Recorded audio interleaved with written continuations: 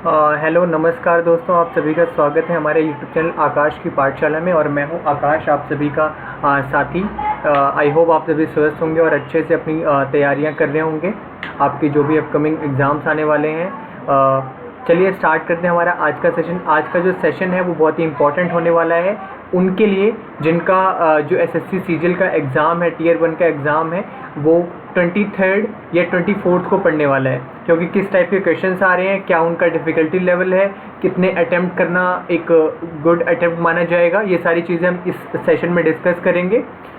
तो चलिए स्टार्ट करते हैं इस सेशन को यहाँ से। और प्लीज़ आप हमारे चैनल को सब्सक्राइब कर दीजिए, बेल आइकन को प्रेस कर दीजिए और हमारे चैनल को ज़्यादा से ज़्यादा शेयर कर दीजिए ताकि आपके सभी जितने भी आपके दोस्त हैं उनका भी एक नॉलेज मिल पाए कि कैसे अटैम्प्ट करना है एसएससी सीजीएल के एग्ज़ाम को।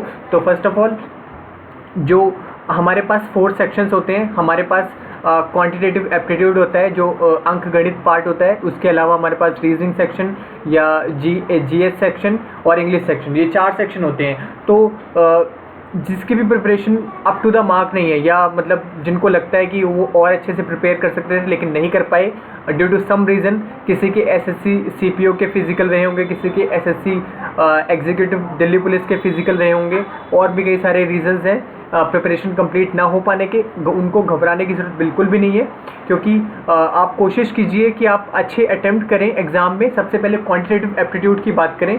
जो क्वांटिटेटिव एप्टीट्यूड है उसमें 25 क्वेश्चंस इन टोटल होते हैं, और उसमें से अगर आप 91 to 21 अटैम्प्ट करते हैं, ठीक है, 91 to 21 आप अटेम्प्ट करने का मतलब है आप अराउंड 95% की एक्यूरेसी से क्वेश्चन को सॉल्व करते हैं, सही करते हैं, तो ये गुड अटेम्प्ट माना जाएगा, ठीक है। और जो क्वांटिटेटिव एप्टीट्यूड में क्वेश्चंस आ रहे हैं वो हमारे जनरल जो भी क्वेश्चंस होते हैं, ट्रिग्नोमेट्री, ज्योमेट्री और अलजेब्रा, सिंप्लीफिकेशन, ये सारे टॉपिक्स हैं। इन सब प्रॉफिट लॉस और ये प्रॉफिट लॉस और आपका क्या कहते हैं परसेंटेज, ये सारे टॉपिक्स पे ही क्वेश्चंस आ रहे हैं। लेकिन क्वेश्चंस जो हैं थोड़े से कैलकुलेशन बेस्ड है, यानी कि थोड़े से टाइम कंज्यूमिंग है। तो ये प्रॉब्लम है इसमें कि जो क्वांटिटेटिव एप्टीट्यूड पार्ट है वो टाइम कंज्यूमिंग हो रहा है, वहाँ पे ज़्यादा टाइम लग रहा है बच्चों को सॉल्व करने में। तो इस चीज़ को आपको ध्यान में रखना होगा। एक क्वेश्चन पे टिके नहीं रहना है, अटके नहीं रहना है। अगर आपको लग रहा है कि बहुत ज़्यादा टाइम कंज्यूम कर रहा है तो आप नेक्स्ट क्वेश्चन पे स्विच कर सकते हैं आराम से। सेकेंड हम आते हैं रीजनिंग पे। तो इसका जो डिफ़िकल्टी लेवल है, डिफ़िकल्टी लेवल तो मैं कहूँगा कि ईजी था, बहुत ज़्यादा डिफ़िकल्ट नहीं था। लेकिन ये जो क्वेश्चंस कैलकुलेशंस थे वो काफ़ी ज़्यादा टाइम कंज्यूमिंग थी, यानी कि उनके जो आंसर्स आ रहे थे वो डेसिमल्स में आ रहे थे, दशमलव में उनके उत्तर आ रहे थे। तो ये इसमें प्रॉब्लम थी क्वांटिटेटिव पार्ट में, ठीक है। अगर आप 19 से 21 क्वेश्चन को अटैम्प्ट करते हैं तो आप बहुत ही अच्छा कर रहे हैं वहाँ पे। रीजनिंग सेक्शन की बात करें तो वो भी 25 क्वेश्चन का ही सेक्शन होता है, जिसमें कि अगर आप 21 to 23 अटैम्प्ट करते हैं तो ये आपके लिए गुड अटैम्प्ट माना जाएगा। और वही सेम चीज़ें इसमें आती हैं। ये भी पैटर्न इसका भी इजी था, डिफ़िकल्टी लेवल इसका इजी था। इसमें भी सेम चीज़ आपके पास जो भी है नंबर सीरीज़, एनालॉजी, क्लासिफिकेशन और ब्लड रिलेशन, कोडिंग डिकोडिंग, थोड़ा सा अलजेब्रा पार्ट या मैथमेटिकल पार्ट थोड़ा सा ये भी है था इसमें, और डायरेक्शन बेस्ड। तो ये सारे क्वेश्चंस इसमें थे। रीजनिंग में भी अगर आप रीजनिंग में 21 to 23 क्वेश्चंस को अटेम्प्ट करते हैं तो ये आपके लिए एक गुड अटेम्प्ट माना जाएगा। एंड अपार्ट फ्रॉम दिस अगर आप इंग्लिश की बात करें, इंग्लिश सेक्शन में 22 to 24 अगर आप इतने क्वेश्चंस को अटेम्प्ट करते हैं तो ये आपके लिए सही अटेम्प्ट माना जाएगा, क्योंकि जो इंग्लिश के क्वेश्चंस थे बहुत ही ज़्यादा इजी थे, ईजीएस्ट ऑफ ऑल। अगर मैं अपना पर्सनल एक्सपीरियंस बताऊं तो मुझे बहुत ही ज़्यादा इजी लगे, और मैंने अटेम्प्ट भी 25 आउट ऑफ 25 किए हैं। बहुत ही ईजी आया था ये भी, क्योंकि इसमें जो भी ग्रामर्स थी वो टू द पॉइंट थी, और आपको दूर से ही दिख जा रहा था कि कहाँ पे एरर है, एरर फाइंडिंग क्वेश्चन में। और इसके अलावा जहाँ पे हमें सीक्वेंस को मैच करना था, ABCD वाले जो होते हैं वो भी बहुत ही इजी थे, आप आसानी से उनको भी पिक कर सकते थे। और जो इडियम्स एंड फ्रेजेस आ रहे थे, यानी कि जो मुहावरे उसमें आ रहे थे, वो भी ऐसे थे कि जो आपने daily day to day life में यूज़ किए हुए हैं या सुने हुए हैं। इसके अलावा जो आपके सिनोनिम्स और एंटोनिम्स थे वो भी बहुत ही इजी थे, बहुत ज़्यादा कोई उसमें डिफ़िकल्ट नहीं था। जैसे एक था स्टबर्न, स्टबर्न था, उसका सिनोनिम बताना था। स्टबर्न का मीनिंग होता है ज़िद्दी, तो उसका वो भी बहुत ईजिली हो जाएगा। और इसी तरीके की सिंपल से आपके पास जो भी ऑप्शंस आ रहे थे वो बहुत ही इजी थे। इसके अलावा जो हम अगर जनरल अवेयरनेस पे आ जाते हैं, देखो जहाँ तक कि पता चला है कि कईयों के एग्ज़ाम पैटर्न में, मतलब जो बाकी शिफ्ट जो हुई हैं या और दिनों में जो एग्ज़ाम हुए उनमें करंट अफेयर्स पूछा जा रहा था 1 जनवरी से लेके मिड ऑफ जून के बीच में या मई तक का। लेकिन जो मेरे केस में जो था, जो मैंने एक्सपीरियंस किया कि वहाँ पे कुछ भी यूनिफॉर्मिटी नहीं थी। मतलब ये नहीं, कुछ सेट पैटर्न नहीं था कि आप यहाँ से आपका करंट अफेयर्स आ रहा है। जैसे एक क्वेश्चन था कि जो वर्ल्ड बैंक का प्रोजेक्ट है स्टार प्रोजेक्ट, ठीक है, स्टार प्रोजेक्ट है वर्ल्ड बैंक का, उससे रिलेटेड एक क्वेश्चन आया था इसमें जीएस में। इसके अलावा हमारे पास जो इको रैप करके एक रिपोर्ट छपी थी, इको रैप रिपोर्ट छपी थी, वो कौन से बैंक ने छापी थी, जिसका एसबीआई आंसर था। तो ये दूसरा क्वेश्चन हो गया। और हमारे पास क्वेश्चन और क्या क्वेश्चन थे जीएस में, और हमारे पास ये था कि 2018 में एशियन गेम्स में जेवलिन थ्रो में किसने मेडल जीता था। नीरज चोपड़ा उसका आंसर था, एशियन गेम्स 2018।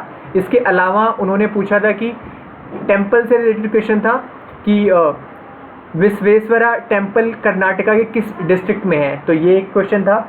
इसके अलावा जो सेंट्रल सेक्टर स्कीम है अमरूट,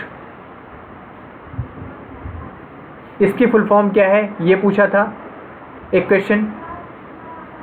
तो ये भी बहुत इजी था, मतलब जीएस इजी थी, लेकिन इसमें कोई यूनिफॉर्मिटी नहीं थी कि यहीं से ही आएगा, या मतलब कोई सेट पैटर्न नहीं था कि आप ये कर सकते हैं या वो कर सकते हैं। तो इसमें भी अगर आप जीएस में 17 to 19 क्वेश्चन अगर अटेम्प्ट करते हैं तो ये गुड अटेम्प्ट माना जाएगा, ठीक है। 17 to 19 गुड अटेम्प्ट, ठीक है।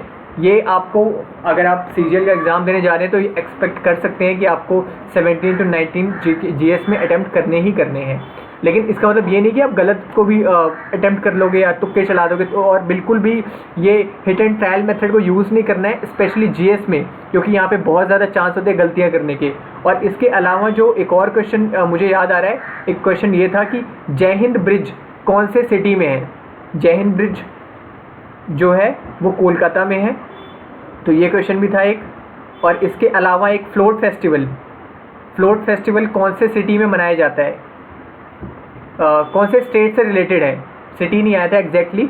तो उसमें ऑप्शंस दिए हुए थे केरला, तमिलनाडु, आंध्रा और कर्नाटका। तो ये 4 स्टेट थे, जिसमें से इसका राइट ऑप्शन था वो तमिलनाडु था, क्योंकि ये काफ़ी one of the famous festival है किसका, मदुरई का। तो इसका तमिलनाडु आंसर था।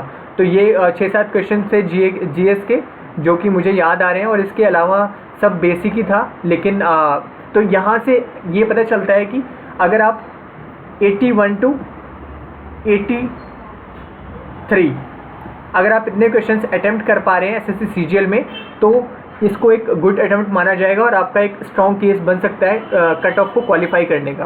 तो कट ऑफ को क्वालिफाई करना इनफ नहीं होता, स्पेशली आज के कंपटीशन में, जो इतना कंपटीशन आजकल हो रहा है। लेकिन ओवरऑल डिफ़िकल्टी लेवल इसका थोड़ा सा ज़्यादा था as compared to other SSC exams. अगर आप बात करें हम सीपीओ की या फिर सीएचएसएल की, तो उनसे थोड़ा 2 लेवल ये अप था। तो जहाँ पे इंग्लिश बेसिक थी, रीजनिंग बेसिक थी, और इसका जो क्वांटिटेटिव एप्टीट्यूड सेक्शन था वो थोड़ा सा टाइम कंज्यूमिंग था और थोड़ा सा एप्लीकेशन बेस्ड भी था। वहाँ पे आपको कॉन्सेप्ट का यूज़ करना था, जो भी आपने ज्योमेट्री में सर्कल से रिलेटेड पढ़े हुए हैं, ये सारी चीज़ें इसमें आई थी।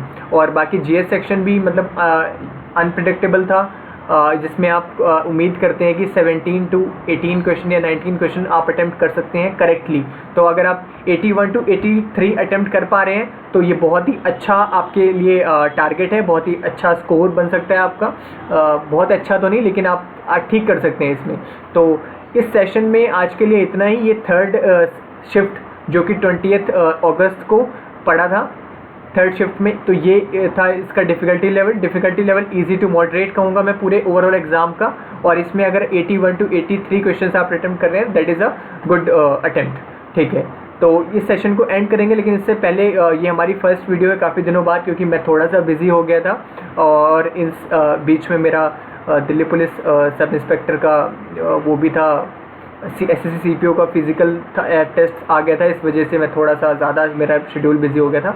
तो आज से हम कंटिन्यू करेंगे, हमारे जो भी आने वाले सेशंस होंगे वो काफ़ी इंपॉर्टेंट होने वाले हैं। सो प्लीज़ हमारे चैनल के साथ जुड़े रहिए, हमारे चैनल को लाइक कीजिए, सब्सक्राइब कीजिए और बेल आइकन को प्रेस कर दीजिए, और हमारे चैनल के वीडियोस को ज़्यादा से ज़्यादा शेयर कीजिए ताकि सभी लोगों को फ़ायदा हो पाए। Thank you, have a nice day, जय हिंद।